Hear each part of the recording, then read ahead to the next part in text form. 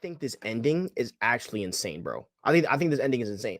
I want to explain the ending just to give a freaking, explanation.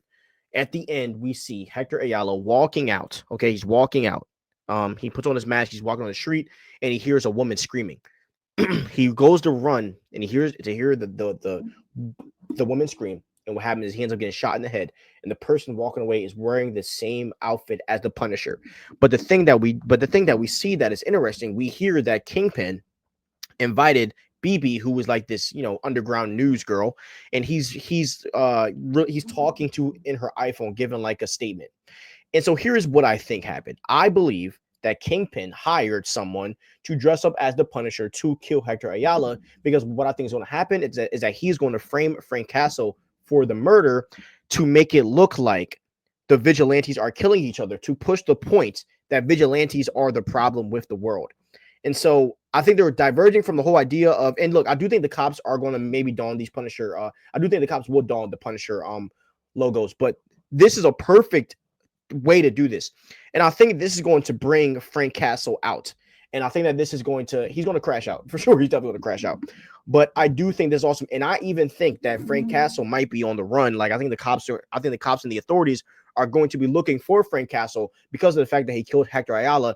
And I even think this Kingpin's statement might change after this and say Hector Ayala, was a good man, and he got killed, even though he's a vigilante. So I don't know how Kingpin's going to do it, but I think that he's behind this killing of Hector Ayala, and I think he's going to do an okey doke and switch the Punisher, and switch up and make it look like the Punisher is the one that killed him. Also, another thing here, Kingpin now has the cops on his side. I don't know if you guys see that, but in the first 2 episodes, the cops hated Kingpin, right? I mean, the commissioner himself was just throwing shots at him. Now that he's siding with the cops after this case, he's got him now.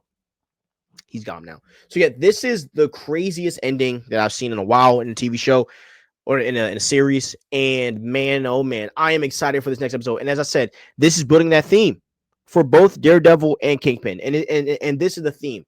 Daredevil can be a lawyer. Look, Matt Murdock can be a lawyer all he wants. He can try to solve the law all he wants. But at the end of the day, the law will fail him, right? And he's going to have to don the mask. And with Kingpin, he can be the mayor all he wants, be this political figure all he wants, eat these cute breakfasts and be this guy, right?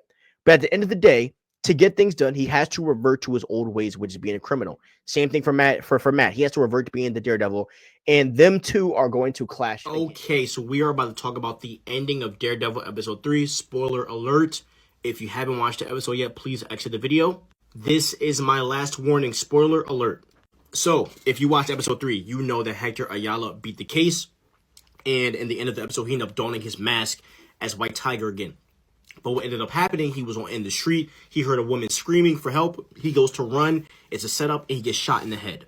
But what makes it crazier is that when he gets shot in the head, the guy that shot him, when he walks away, he is literally wearing the Punisher costume.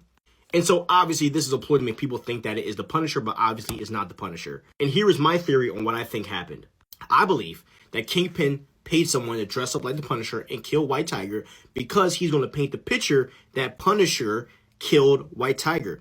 And he's going to basically paint this picture that the vigilantes are evil and that, they're warring against each other. And he's going to paint it as like the cops and the people are going to be that they're going to be the casualty, that's the word, that the people are going to be the casualty of this vigilante war. And I think that he's going to build up this narrative, and the people are now going to hate Daredevil. They're going to hate the Punisher. And I also think that Frank Castle is going to be wanted and that the authorities are going to be looking for him. And that is where I believe that Matt Murdock and the Punisher will reunite next episode. And I love that they're going a different route. They're trying to push propaganda with the cop stuff. Like, I think that this is very creative, and it's a different way of going about it. Now, I do think the ending is left up to his own interpretation, but that's kind of what I gather from it. I think this is dope, bro. The ending is crazy.